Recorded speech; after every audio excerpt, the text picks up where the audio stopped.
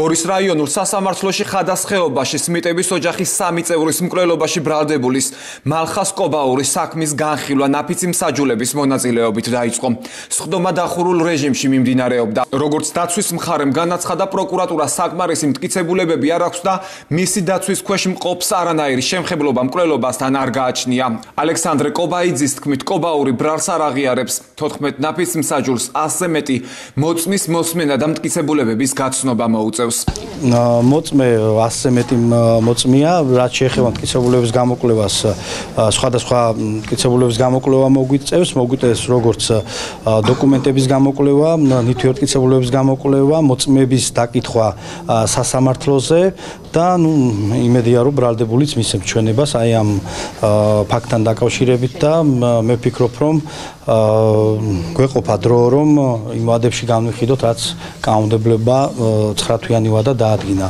პროკურორ ზაზა დათუკაშვილის განცხადებით დღევანდელ სხდომაზე ბრალდების მხარე არაერთ მტკიცებულებას წარადგენს და მათი ერთობლიობა დაადასტურებს რომ დანაშაული ნამდვილად მალხას კობაურის მიერ არის ჩადენილი. დღევანდელ სასამართლოს სხდომაზე მხარეები წარმოადგენენ შესავალ სიტყვებს, რის შემდგომაც სხდომა გაგრძელდება მტკიცებულებების გამოკვლევით.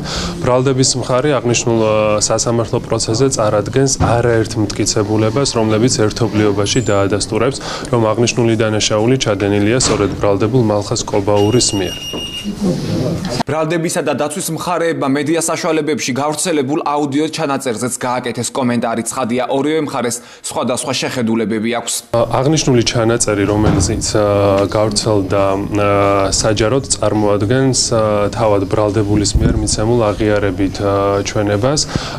რაც შეეხება წარდგენილ ბრალდებას, მოგეხსენება თავდაპირველად მალხას კობაურს წარდგენილი ჰქონდა მხოლოდ განზრახ მკვლელობა, ხოლო მას შემდგომ რაც მიღებული იქნა შესაბამისი სამედიცინო და ბიოლოგიური ექსპერტიზები, განხორციელდა ბრალის დაზუსტება, რაც გულისხმობს, რომ განზრახ მკვლელობებთან ერთად მალხას კობაურს წარედგინა გაუპატიურება ბრალდებად.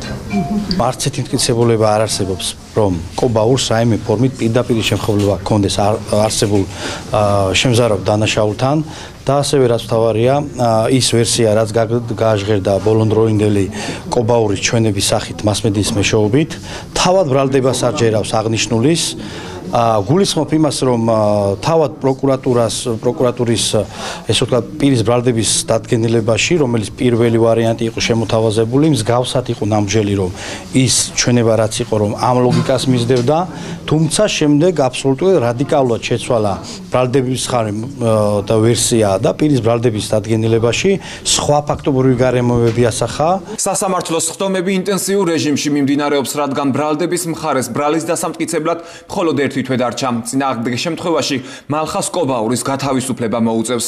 პროკურატურის ინფორმაციით მალხას კობაურს ბრალად ედება 3 პირის განზრახ მკვლელობა ჩადენილი განსაკუთრებული სისასტიკით. სხვა დანაშაულის ჩადენის გაადვილებისა და დაფარვის მიზნით. დამნაშავისთვის წინასწარის შეცნობით არასრულწლოვანის მიმართ აგრეთვე ლორა ჯოის სმიტის გაუპატიურება.